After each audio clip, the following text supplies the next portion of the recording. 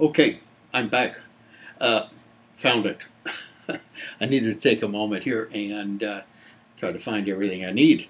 Okay, got it. I'm going to erase it.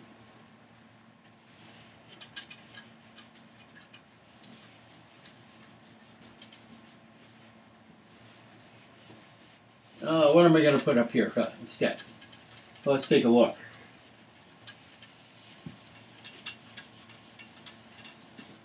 Well, something really interesting. In this field, over the decades now, back since the 20s, the field has become rich with theoretical orientations to learning, okay? There are very powerful theories that have stood the test of experimentation and time. B.F. Skinner's is indisputable. Operant conditioning, okay? Schedules of reinforcement affecting behavioral patterns that will either extinguish quickly, break, or maintain for a lifetime. There's another theory that was proposed by Clark Hull back in the 30s, 40s, 50s, 60s, and is called drive reduction. And if you'll follow me, it has some very interesting applicability when looking at, let's say, obesity, okay? Drive reduction.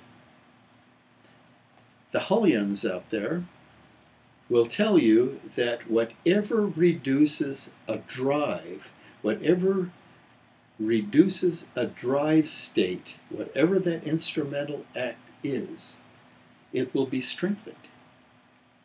What do you mean drive? Well, you can label any kind of motivational state of activation or arousal or appetite or pain or enjoyment as a drive, a continuum from very little intensity up to 100% intensity. I am deliriously happy, okay? And you can begin to actually quantify the degree to which you are actually activated, aroused in that fashion, okay? You can get pretty good at it. And anything that reduces that drive, instrumental act. I have to do something. If it affects the intensity of it, that act will be strengthened. How does that apply to obesity? Well, historically, one of the ways your physician, pharmacist, over-the-counter, tried to reduce a drive, in your case, it's appetite for something, whatever it is, appetite, they will prescribe something that has some kind of an amphetamine base to it, a stimulant, okay? But that stimulant actually can affect the drive. That is, it can reduce your appetite. That's one of the reasons why a lot of these medications that have come on the market are always interested in doing one thing: stemming your appetite, reducing your appetite to something, so you're not so driven to eat that, okay? Whatever it is, doesn't make any difference, okay? So the latter-day medications that many of them now are off the market because they have proven to be, difficult to use. They have some side effects here, and check that with your physician. Are designed actually to stem appetite in the presence of food. Okay. There's a better way. I contend there's a better way, and it is non-pharmacologic. Thank you, Clark Hull.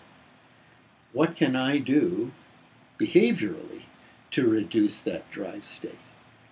So whatever I do to reduce the drive myself, I will begin to strengthen that ability, okay? That habit. It will become a habit, okay? There are different ways to actually approach this problem. There's an instrumental act that you can perform. It generally reduces the drive, or else you can actually create beforehand a response system that is very strong and already reduces drive, and pit that against a rise in your appetite. Appetite is increasing here. I counter it with this.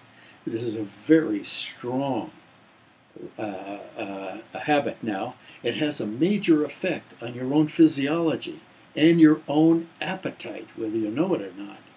So when you pit this against that, that against that, over time, it actually weakens the appetite drive. But for those who are using these techniques, it's called counter-conditioning, very often there is something missing here. I see it in the literature. And they're trying to use this, and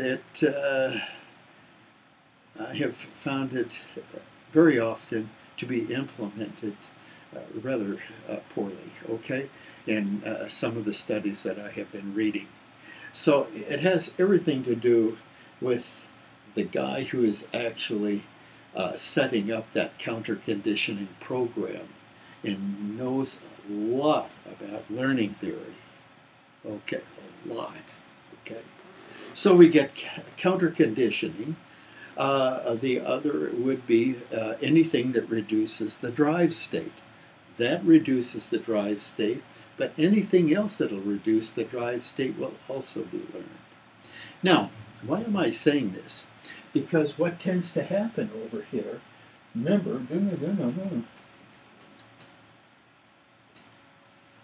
remember that, and then when you begin to try to extinguish it, even the most resistant habits will begin to yield to these efforts, okay? Depending upon how you set it up.